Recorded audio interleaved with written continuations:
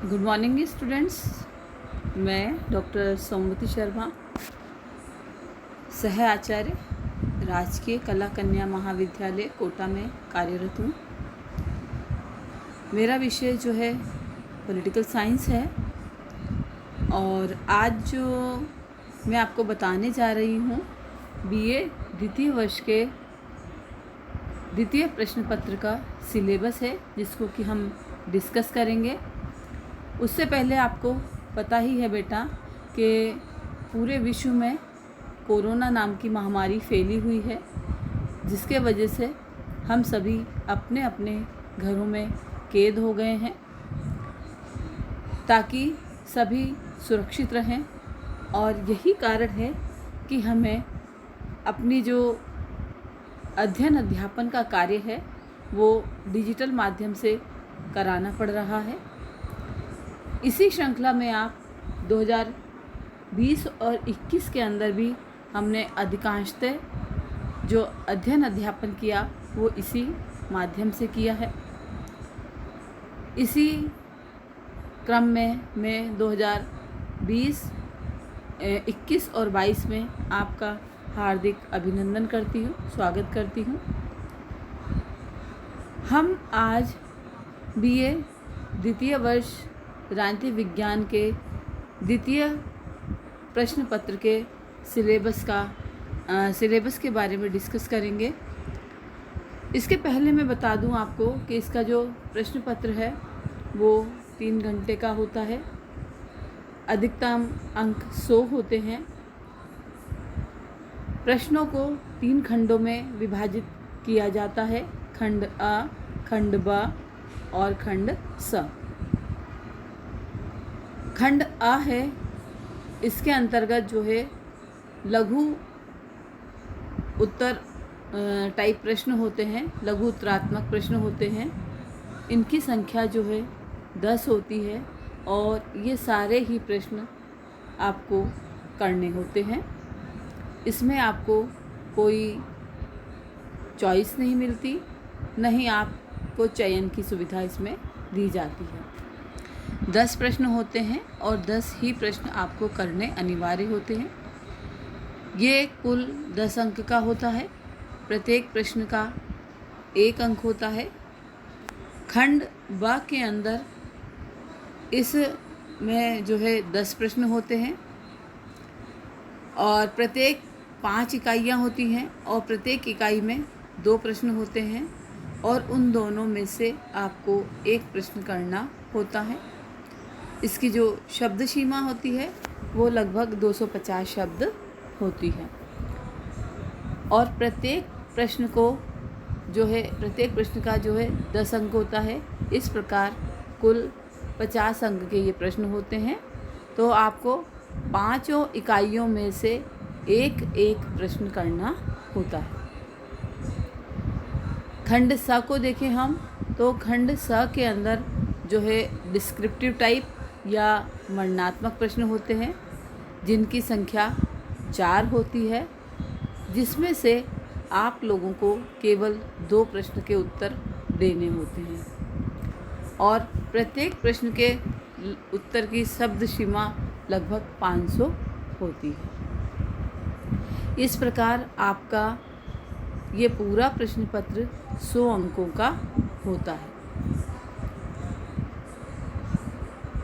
इस प्रश्न पत्र का नाम जो है जानते हो आप, भारतीय राजनीतिक व्यवस्था है, जो कि आपका द्वितीय वर्ष का द्वितीय प्रश्न पत्र है पॉलिटिकल साइंस का। जो भारतीय राज व्यवस्था है ये 5 इकाइयों में विभक्त है। इसकी 5 इकाइयाँ हैं, 5 यूनिट हैं। यूनिट 1, यूनिट 2, यूनिट 3, यूनिट 4 और यूनिट 5। पूरे सिलेबस को 5 इकाइयों में बांटा गया है। यदि हम देखें तो इकाई 1 के अंतर्गत आप जिसका अध्ययन करेंगे वो है भारत के संविधान का निर्माण। भारतीय संविधान का निर्माण किस प्रकार से हुआ, किन परिस्थितियों में हुआ, संविधान सभा के सम्मुख मुख्य मुद्दे कौन से थे प्रवृत्तियाँ और उपागम। संविधान की प्रस्तावना, संविधान की प्रस्तावना, संघ व्यवस्था की प्रकृति, संघ राज्य संबंध और कतिपय राज्यों को विशिष्ट स्तर तथा उनके निहितार्थ या उनकी व्यवस्था क्यों की गई। तो आप इकाई 1 के अंतर्गत इन सब चीज़ों का, इन सारे टॉपिक्स का अध्ययन करेंगे। इसमें देखेंगे आप कि भारतीय संविधान का निर्माण किस प्रकार से हुआ, संविधान सभा जो गठित हुई उसके मुख्य मुद्दे कौन कौन से थे, क्या प्रवृत्तियाँ थीं और किन उपागमों के तहत भारतीय संविधान का निर्माण किया गया। इसी प्रकार संविधान की प्रस्तावना क्या है और प्रस्तावना हमें शासन व्यवस्था के किस रूप का दिग्दर्शन कराती है, ये देखेंगे। संघ व्यवस्था की प्रकृति क्या है, संघ राज्य संबंध और कुछ राज्य को जो विशिष्ट स्तर प्रदान किया गया है उसके क्या कारण रहे हैं, ये सब आप इकाई 1 के अंतर्गत इसका अध्ययन करेंगे। इकाई 2 के अंतर्गत यदि हम देखें तो मूल अधिकार और मूल कर्तव्य। मूल अधिकार, जैसा कि आप जानते हैं कि हमारे भारतीय संविधान में भारतीय नागरिकों को मौलिक अधिकार प्रदान किए गए हैं ताकि व्यक्ति अपने व्यक्तित्व का विकास सही तरीके से या भली भांति कर सके। तो मौलिक अधिकारों की व्यवस्था संविधान में की गई है और अधिकार अकेले नहीं हो सकते, क्योंकि एक का अधिकार दूसरे का कर्तव्य है और दूसरे का अधिकार पहले का कर्तव्य है। इसलिए मूल कर्तव्यों की व्यवस्था भी संविधान में है। तो मूल अधिकार और मूल कर्तव्य का अध्ययन हम इकाई 2 के अंतर्गत करेंगे। अगला है इसके अंदर राज्य की नीति के निर्देशक तत्व। यह निर्देशक तत्व जो है राज्य को सकारात्मक आदेश प्रदान करते हैं, सरकार से कुछ कार्य करने के लिए कहते हैं। तो इनका अध्ययन भी हम इकाई 2 के अंदर करेंगे। संविधान में संशोधन की प्रक्रिया और पंथ निरपेक्षता। संविधान में संशोधन की प्रक्रिया के अंतर्गत हम देखेंगे कि समय के साथ संविधान को बदलने के लिए संविधान में संशोधन होने ही चाहिए, और यह किस आर्टिकल के तहत या किस अनुच्छेद के तहत किया गया है, या भारतीय संविधान में जो संशोधन का प्रावधान है वो किस प्रकार से है, उसका अध्ययन भी हम इकाई 2 के अंतर्गत करेंगे। और अगला है पंथ निरपेक्षता, जो कि आप जानते हैं, इसको हम धर्मनिरपेक्षता के नाम से भी जानते हैं। तो इकाई 2 के अंतर्गत हम अध्ययन करेंगे मूल अधिकार और मूल कर्तव्यों का, राज्य की नीति के निर्देशक तत्वों का, संविधान में संशोधन की प्रक्रिया और पंथ निरपेक्षता। अगला है इसके अंदर इकाई 3। इकाई 3 के अंतर्गत हमको देखना पड़ेगा कि संघीय कार्यपालिका और राष्ट्रपति की शक्तियाँ, यानी कि जो सरकार है, सरकार जो एक अंग है, जैसे कि हम कार्यपालिका के नाम से जानते हैं, उस कार्यपालिका के अंतर्गत आने वाले जितने भी तत्व हैं, जिसमें हम प्रधानमंत्री लें, मंत्रिपरिषद लें, राष्ट्रपति लें और उसकी शक्तियाँ, तो संघीय कार्यपालिका और राष्ट्रपति की शक्तियों का अध्ययन करेंगे। संघीय संसद का अध्ययन करेंगे। संघीय संसद के अंदर हम देखेंगे लोकसभा और राज्यसभा, उच्चतम न्यायालय और न्यायिक पुनरावलोकन। तो सरकार का अध्ययन, सरकार के तीनों अंगों का जो अध्ययन होगा वो इकाई 3 के अंतर्गत किया जाएगा, जिसमें हम देखेंगे व्यवस्थापिका, कार्यपालिका और न्यायपालिका।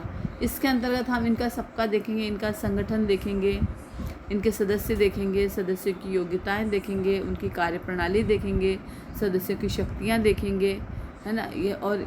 ये सारा अध्ययन किसके अंदर किया जाएगा? इकाई 3 के अंतर्गत।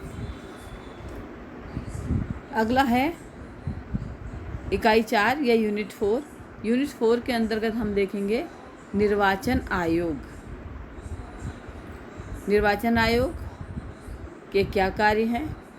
निर्वाचन आयोग के द्वारा किन किन संस्थाओं का निर्वाचन करवाया जाता है? राज्यपाल का पद। भारत में संसदीय प्रणाली का कार्य और व्यवहार। नेतृत्व की भूमिका। गठबंधन सरकार, राजनीतिक दल, निर्वाचन आयोग एवं निर्वाचन सुधार। तो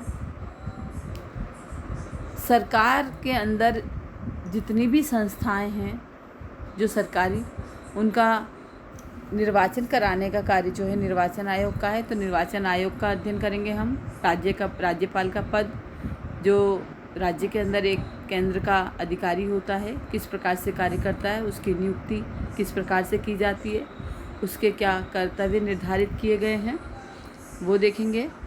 भारत में संसदात्मक प्रणाली का जो कार्य व्यवहार है उसका अध्ययन किया जाएगा। नेतृत्व की भूमिका, गठबंधन सरकार और राजनीतिक दल जो है लोकतंत्र की धुरी है और बिना दल के हम लोकतंत्र की कल्पना नहीं कर सकते, इसलिए लोकतंत्र का अध्ययन भी इसके अंतर्गत किया जाएगा। निर्वाचन आयोग एवं निर्वाचन सुधार। अगला है इसके अंदर इकाई 5 के अंतर्गत हम देखेंगे कि भारतीय राजनीतिक व्यवस्था की प्रमुख समस्याएं। तो भारतीय राजनीतिक व्यवस्था जो है इसके सम्मुख क्या समस्याएं हैं, उन समस्याओं में हम देखें तो क्षेत्रीयतावाद है, सांप्रदायिकता है, राष्ट्रीय एकीकरण है, अलगाववाद है ना, सांप्रदायिक राजनीति है, भारतीय राजनीति में जाति की भूमिका है और आतंकवाद। तो ये सारी जितने भी समस्याएं हैं ये भारतीय राजनीतिक व्यवस्था के सम्मुख बाधा उपस्थित करती हैं, हर्डल्स लाती हैं। इनसे हम कैसे निपटेंगे, कैसे इन समस्याओं का समाधान किया जाएगा, इसका अध्ययन जो है इकाई 5 के अंतर्गत किया जाएगा। तो इस प्रकार से देखा बेटा अपन ने कि हमारी जो BA द्वितीय वर्ष का राजनीति विज्ञान के जो 2 प्रश्न पत्र हैं, हमने द्वितीय प्रश्न पत्र का सिलेबस देखा है। इससे संबंधित जो है पुस्तकें आप देखना चाहें तो देख सकते हैं। एक तो RN त्रिवेदी एवं MP राय की बुक है जो कि भारतीय राजनीतिक व्यवस्था से ही संबंधित है, उसका टाइटल ही यही है, भारतीय राजनीतिक व्यवस्था। BL फड़िया की बुक भी आप देख सकते हैं, भारतीय शासन और राजनीति। इसी प्रकार से पुखराज जैन की बुक है भारतीय राज व्यवस्था करके।